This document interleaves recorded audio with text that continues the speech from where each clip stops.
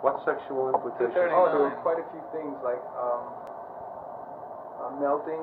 Oh, that thing. Oh, sure. Oh, yeah. All that was done on purpose. Yes, yes. I knew exactly what I was doing. Very good. Because it did show up. Yeah, yeah. That second part was sexual from beginning to end. You feel you progressed from the way you said the early Asimov. You explained your romantics. Oh. But you couldn't do it. Yes, yes. Well, I never enjoyed doing it.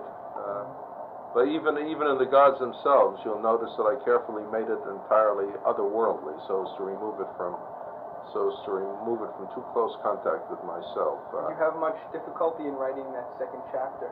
Because even when I tried following it, it seemed it was so it had to be done precisely the right way, so as not to lose the idea that these were other beings. Well, it was a little difficult. I had at all times to remember not to be anthropomorphic. The only thing I messed up on was not inventing a new pronoun for Trit, who I called he, even though he bore the children. But A, I didn't think of doing so, and B, I'm sort of glad I didn't. It would have held up the story. I would have probably missed a few times. So I let it. And besides, I was concentrating on Dua. She was the important person in that second part. So by calling the other two he and her she, I made her the more unique. How long did that second chapter take you in comparison to the others? Oh, well, I don't know. The whole thing took me about 8 months, but I was busy writing other things at the same time. There'd be sometimes a month at a time and I didn't touch it. I wasn't aware of its having been harder to write than the other two. I'm a very, what can I call it? Facile. I'm a very facile writer. In other words, most of this, as Ted Sturgeon said, most of the writing goes on in my head. By the time I sit down at the typewriter, I just type out the results. How many typewriters do you own at the moment? I own 3 electric typewriters and have access to a 4th electric typewriter and to a hand typewriter. Do you still have your first typewriter? No. My first typewriter was probably with my family. I'm separated now. My first 2 typewriters are with my family. And, were there only 2? Or were there 3? Oh, no, the very first typewriter, no, I don't have. That's right. The very first typewriter, the Underwood number 5, no, that was traded in when I got my second typewriter. My second and third typewriters still exist somewhere, but I don't own them.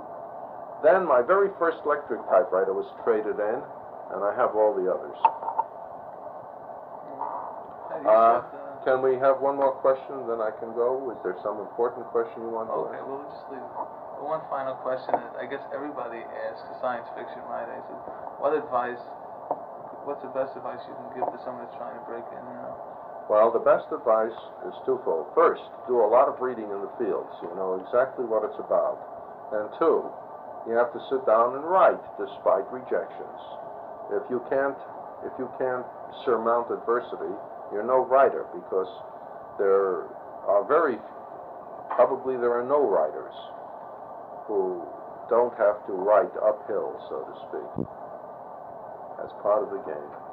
I have something for you, very antagonistic, from someone in a field that you tried overlapping into. It's from a PhD, doctor with a PhD in the Roman Empire.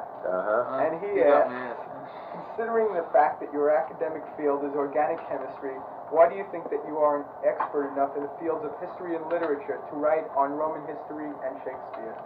Tell him that he has my permission to write on chemistry if it makes him feel better. Fine. Yeah. I take a course in science fiction now, so I told the teacher I was going to interview you.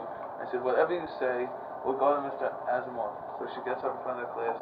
She's been teaching the science fiction book with Nightfall, and she said, Nightfall by Isaac Asimov is the best science fiction story ever written. Well, tell her that except for possibly 1 or 2 of my own stories, she's right.